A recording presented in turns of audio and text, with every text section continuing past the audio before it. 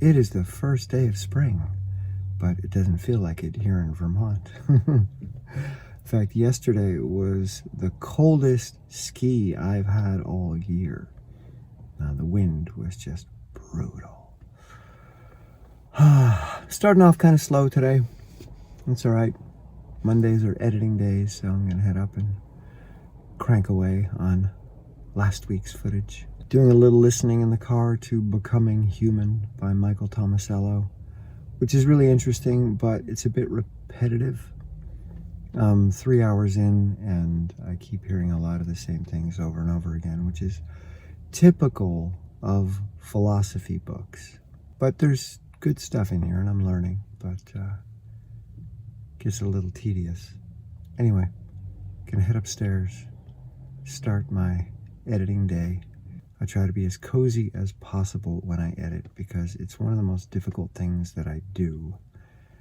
Sitting for long periods of time, looking at my face, listening to my voice is not my favorite activity. So I have to take lots of little pull-up, dip, knees to bar breaks. All right, here we go. I'm taking a short break from editing to get a ski in.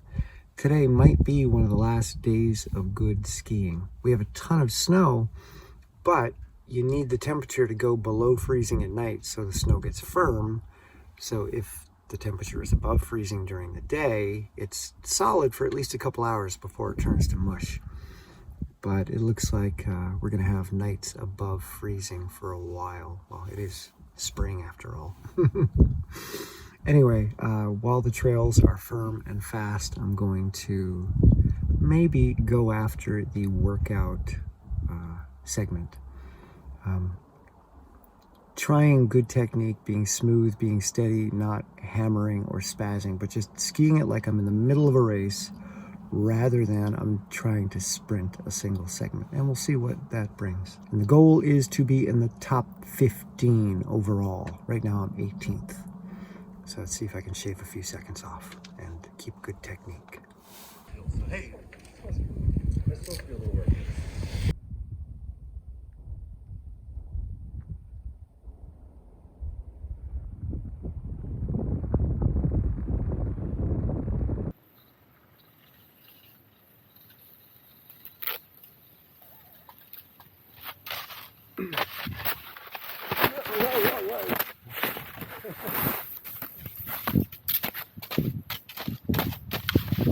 As you can see from her technique, this is a pretty steep hill. It's about 14% slope, and I'm going to work on some Simon Kruger uphill V2.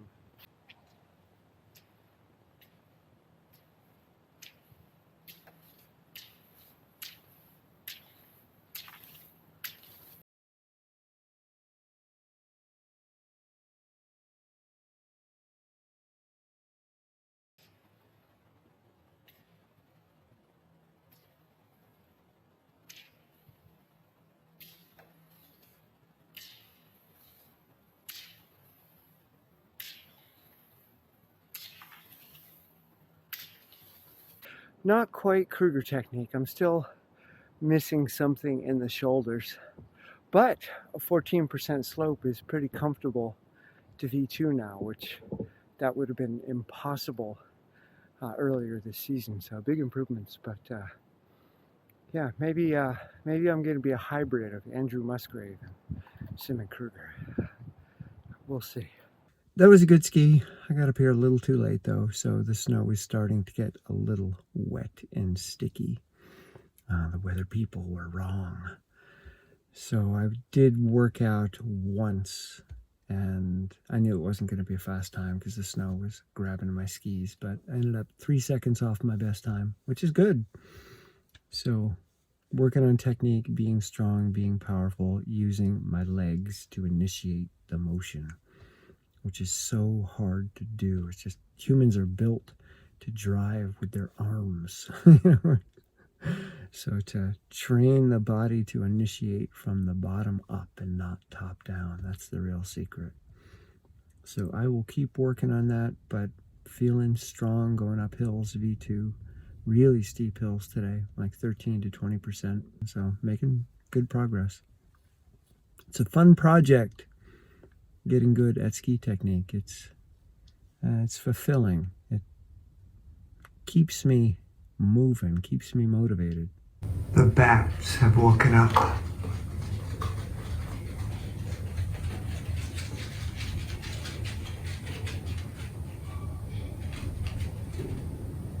Relatively easy day of strength. Comfortable pull-ups, comfortable pulling. Tomorrow, I don't know, I may feel like pushing it, we'll see. It's about 7:30 in the morning and I am exhausted, but I gotta get up to Prospect and ski while it's still below freezing. It's gonna be almost 50 today. I was working till after midnight last night, trying to get the editing done, taking some calls, trying to get my exercise in, and I'm tired, but here we go. One tiny step at a time. The kitty puzzle is finished, but it's missing just one thing. I'm up at Prospect very early today to beat the warm temps that are coming this afternoon. Still in the 20s right now, but by 10 o'clock it's going to be above freezing. So gonna try to get some fast skiing in. And maybe, just maybe, I'm going to try the workout segment. I'm not going to push myself or force myself. I just feel an urge to move in that direction. So we'll see what happens. Again, nothing I do is really planned, but I can feel urges that want to pull me towards certain things. So I get myself ready, I point myself in that direction, and I see what happens. Maybe I go for it, maybe I don't. It doesn't really matter. But if I am going to go for it, today's the day while the snow is still frozen, because lots of warm temps from this point forward. For the second time this week, I forgot my watch. So hopefully my phone has enough juice to record the workout. Taking a little break to shed some layers. I'm overheating. It's getting warm quick. I did a few interval tests. Once on workout, but I told myself, you're just working on technique. What would it be like to ski up this with powerful technique, but not trying to go fast? And I actually got faster and faster as I got higher on the climb, and my technique was pretty good. So then I went to the Beaver Pond Loop and really pushed it hard, trying to hold good technique. So now I'm gonna shed, go back to workout. Same thing, technique from the start, not hammer from the start. It's not a race, it's a test of good, strong technique. So if I frame it like that, it's easier for me to approach it. If I frame it like a race or I have to get a certain time, it scares the crap out of me and I don't ski well. I ski like there's a crazy animal chasing me. So the goal is gentle yet powerful technique. Calm, cool, collected, crush it.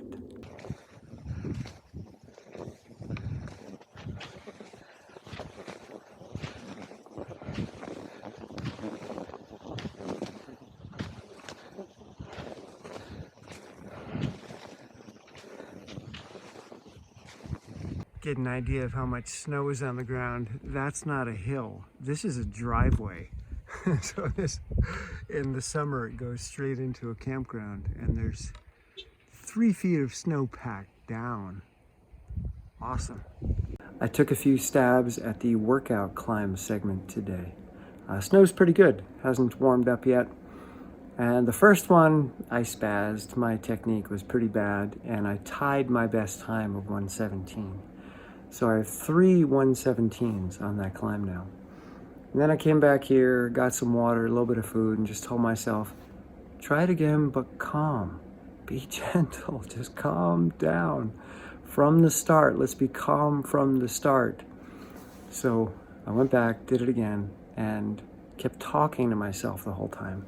Telling myself what I should be doing with my legs, telling myself where my hands should be, where my arms should be, getting my hips underneath me. I just kept calling it out. And I got a 1:16. So I took a second off of my best time, which now ranks me as the 17th fastest person up that climb. And I'm now 2 seconds away from the top 10. 1:14 is top 10. So if I can shave 2 seconds, I will be up there with the top 10 college skiers who had professionally waxed skis. I'm not skiing on waxed skis, so if my skis were waxed like theirs, I don't know, I think a 114, 113 would be in the cards. We'll see. Anyway, I'm happy.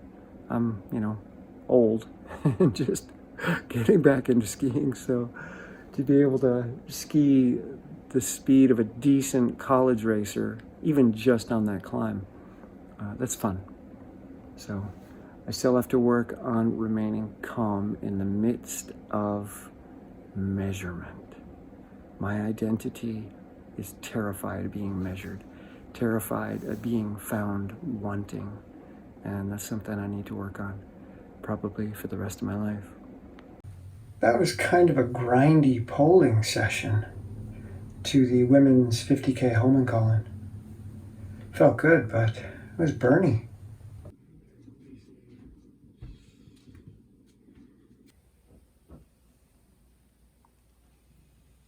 Oh, it's a mama. Hi, mama. Hi, mama. Starting my day with some listening to Becoming Human. He's talking about language learning. And I always think about this in relation to my dad because he's very curious about learning Spanish. He's been doing so for, maybe 8 years. And every morning he is in his Spanish book practicing, but he never listens to the language being spoken. He just reads the grammatical rules in the book. And children don't learn like that. And in this book, Becoming Human, he's talking about how children pick up language and that they pick it up from adults and not other children. And children in non-industrialized countries don't teach grammatical rules, and they don't talk to children like they're children. They talk to them like they're equals. And the kids have to basically absorb the language, make sense of the language unconsciously in a normal flow of conversation, which brains are pretty good at doing. So, fascinating to me. I read a book a while back, I forget what it was, but they talked about the brain studying the frequency. When I say the brain, your brain, parts of your brain, studying the frequency of different phonemes, and then basically making a map of which phonemes are likely to occur after a particular utterance of a phoneme. So your brain maps language sounds statistically and then makes predictions about what is about to be said based on this statistical mapping, which is fascinating. Your brain is pulling apart the language and then making a heat map, essentially. Which is fascinating because I listen to Swedish and Norwegian on the treadmill doing my Bigfoot, and I don't study Swedish or Norwegian, but just listening for a couple of years now, my brain knows where the words are, and I can pull out certain words, and I even know what they mean just because of when they're likely to happen in relation to what I'm seeing on the screen. Anyway, I'm endlessly fascinated by learning, and now I'm going to go upstairs, label some notes, and then go to Prospect for an early ski before it melts.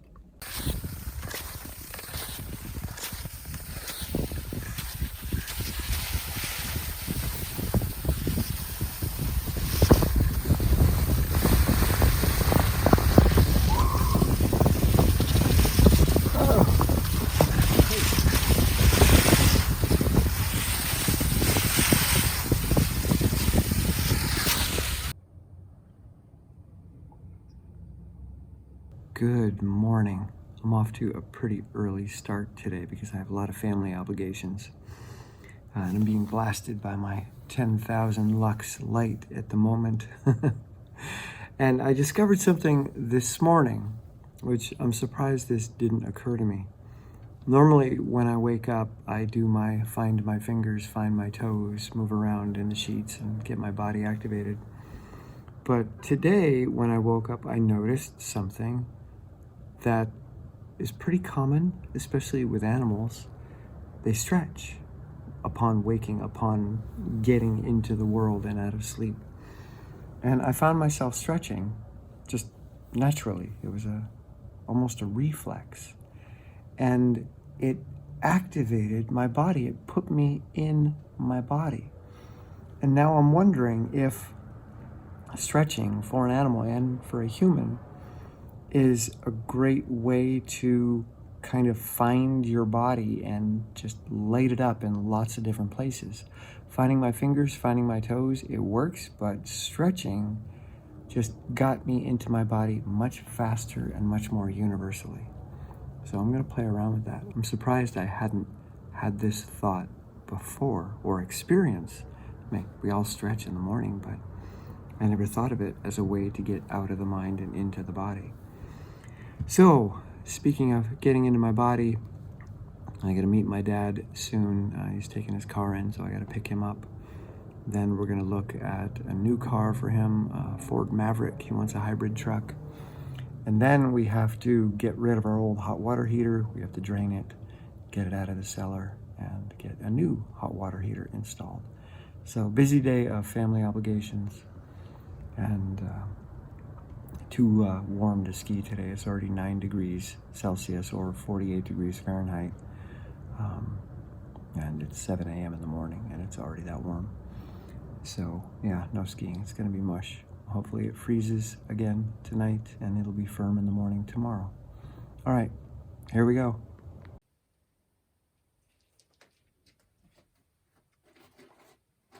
I'm at one of my least favorite places, the dental office.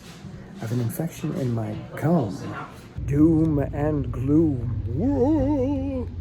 I'm just leaving the pharmacy because I've got some doom and gloom in my mouth. Yesterday I got this sharp shooting pain in my jaw, like dental nerve pain. And then today it went into my ear canal. I'm like, what the heck?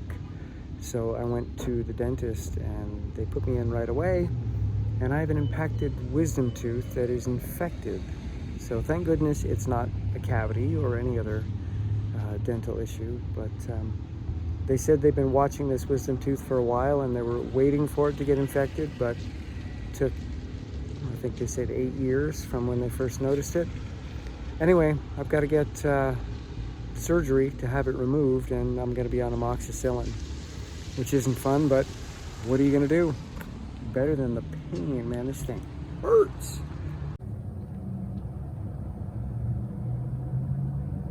I went a bit harder on my polling today because of the pain in my jaw from the wisdom tooth.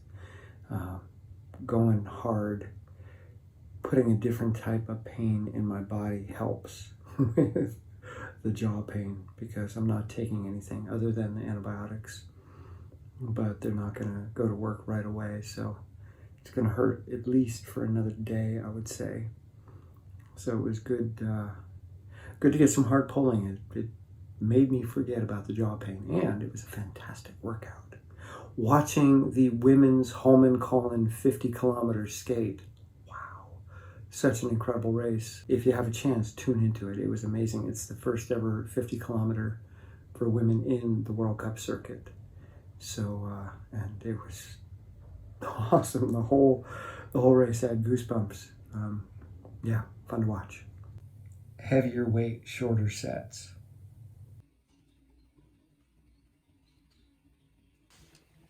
Hey, Butters. What you doing, Butters? Oh, Butters. What you doing, Butters? Tiny little Butters.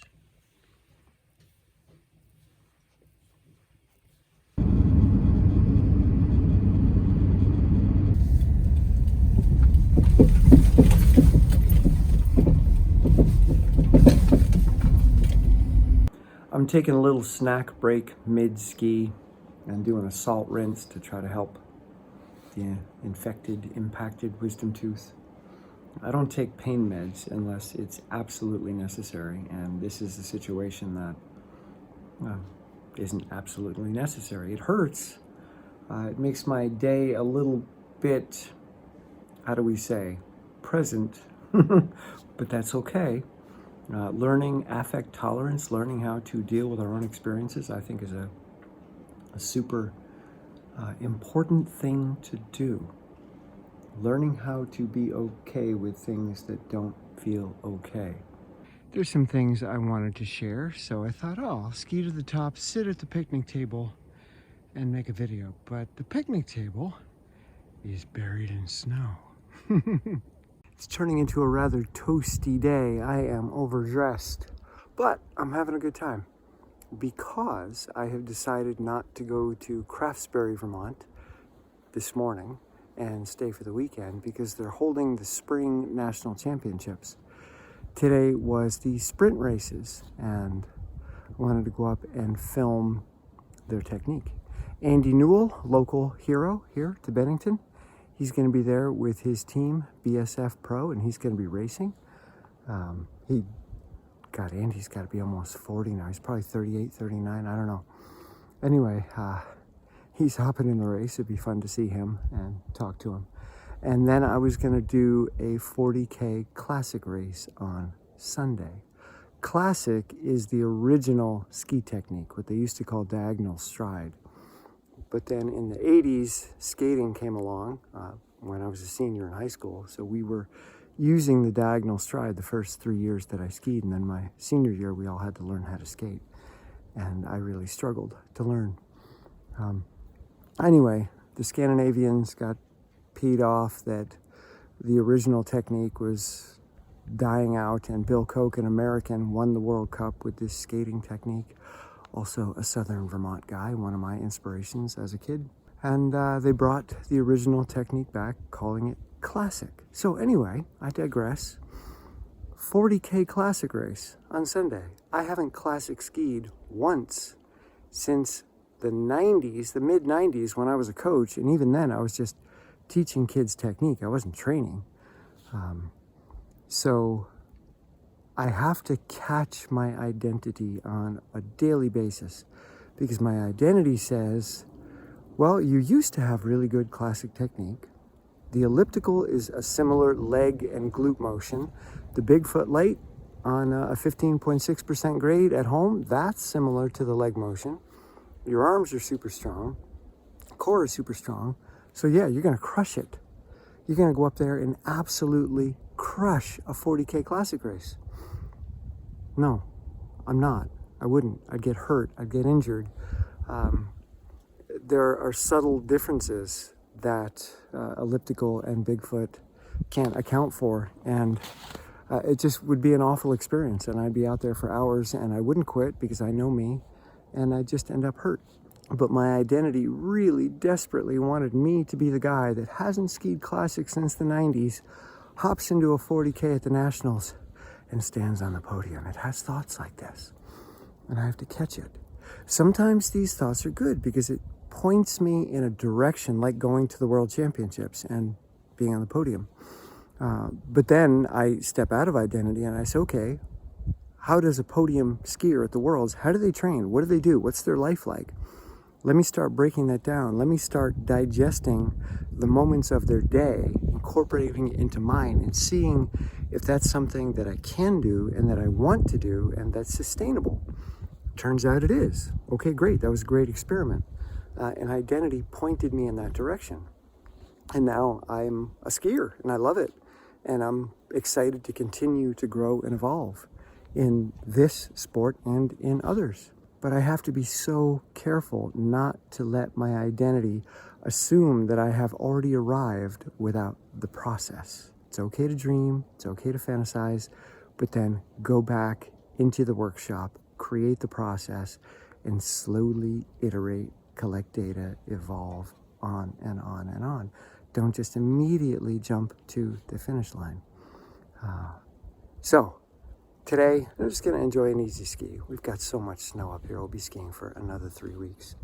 And another thing I've decided, I don't want to be a classic skier anyway, because that's a whole new set of equipment. That's a whole new set of waxes. That's a whole new process that's too expensive, too time consuming, and it's going to stop me from doing other things. So I'm going to stick to skating and just become better and better at this for now. Okay, I'm going to ski down the mountain now. It is stunning. Can't wait. It's going to be a blast. See ya. Stratton Mountain, where world champions train.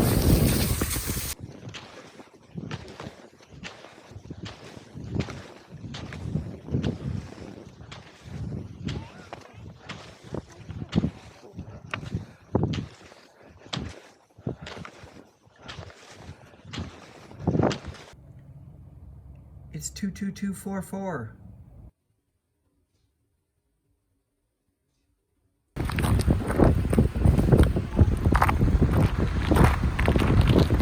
Beautiful spring day here on the mountain. We're getting hit with little snowy ice crystals and a few flakes here and there. Coming down the mountain was brutal. It felt like getting a face tattoo, or at least that's what I imagine it would feel like. Prior to the ice coming down, that was a fantastic ski. The trail was pretty firm and fast this morning, similar to when they skied the Williams Carnival the second day. The first day was all mush. And I thought, all right, I'll do a 5K warm-up, and then I'll first go after the Beaver Pond segment, just as a good interval warm-up, and then I'll go after the workout segment.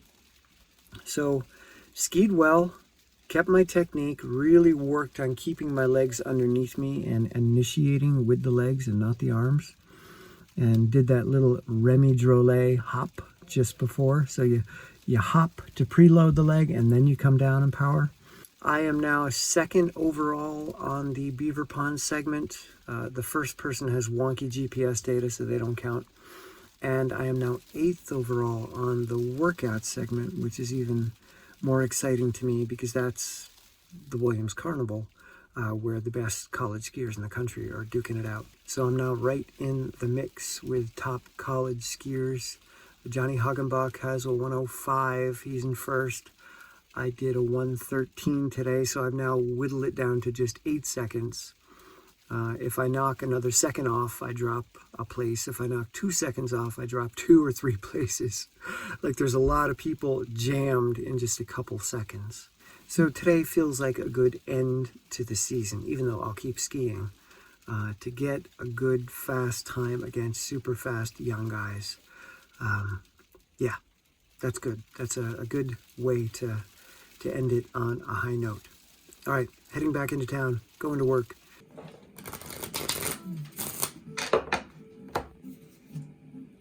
It is a dark and drizzly Sunday morning. Stopping to get a paper from my parents and some tea. Gonna head to the studio for a little bit and then go ski before Sunday brunch. And I'm listening to the book Becoming Human by Michael Tomasello, and he's talking about sharing and fairness among children and apes, chimpanzees, orangutans, etc. And that human children are much more likely to be concerned about fairness and sharing resources equally than chimpanzees and other apes, which is very interesting because we're kind of taught to believe that young children are incredibly self-focused, which to some degree they are, but not nearly as much as we think. Food for thought. All right, here we go.